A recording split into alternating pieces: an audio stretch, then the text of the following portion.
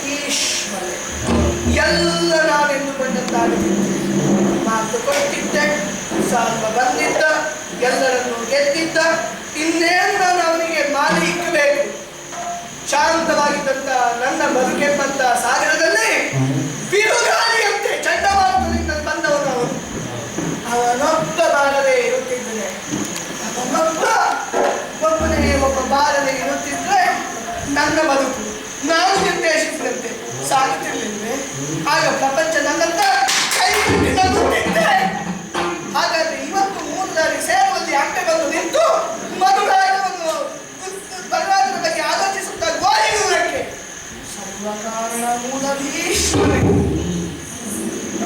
ಭೀಷ್ಮ ಅಲೌಕಿಕ ವಿದ್ಯಾ ಸಂಪನ್ನ ನೀನಾಗಿದ್ದರೇನಂತೆ ನನ್ನ ಕುರಿತು ತೆಗೆದುಕೊಂಡಂತಹ ತಪ್ಪು ನಿರ್ಧಾರದಿಂದಾಗಿ ನನ್ನ ಬದುಕು ಹೀಗಾಗಿದೆ. ಭೀಷ್ಮ ಎಂಬಂತ ಅರ್ಥದಲ್ಲಿ ಎಲ್ಲ ಸತಿಯರು ತಾಯಿಗೆ ಸಮ ಅಂತ ಹೇಳಿದವನಲ್ವೇ ನೀನು? ಹಾಗಾದ್ರೆ ನಾನು ನಿನ್ನ ತಾಯಿಯ ಸ್ಥಾನದಲ್ಲಿ ನಿಲ್ಲುವುದಿಲ್ಲವೇ? ಕಟ್ಟಿಸಿ ಕೇಳ್ತೇನೆ. ಕೇಳಲಿಲ್ಲ ಅಂತ ಅಂದ್ರೆ ನನ್ನಲ್ಲಿರುವಂತಹ ಆಗ್ರಹಕ್ಕೆ ಬಲಿಯಾಗಬೇಕಾದವರು ಸತ್ಯಲೋಕದಲ್ಲಿರುವಂತಹ ಬ್ರಹ್ಮನೂ ಅಲ್ಲ, ಕಾಶಿಯಲ್ಲಿರುವಂತಹ ನನ್ನ ಅಪ್ಪನೂ ಅಲ್ಲ, ಇಲ್ಲ ಸಾಲ್ವನೂ ಅಲ್ಲ. ಭೀಷ್ಮ ಬಿಡಲಾರೆ. ಇಷ್ಟು ಮಾಡಿದ ನಿನ್ನನ್ನು ಕಾಣದೆ ಬಿಡಲಾರೆ. ನಿನ್ನ ಭೀಷ್ಮತ್ವದ ಮುಖವಾಡವನ್ನು ಕಳಚದೆ ಬಿಡಲಾರೆ. ಪ್ರಶ್ನಿಸುವುದಕ್ಕಾಗಿ ಬರ್ತಾ ಇದ್ದೇನೆ ಭೀಷ್ಮ. ನನಗೊಂದು ಗುರಿ ಸಿಕ್ಕಿತು. ನನ್ನ ಜೀವನಕ್ಕೊಂದು ಪರಮ ಸ್ವಾರ್ಥ, ಪರಮ ಹಕ್ಕ ನಿನ್ನ ಕಾನೂನು.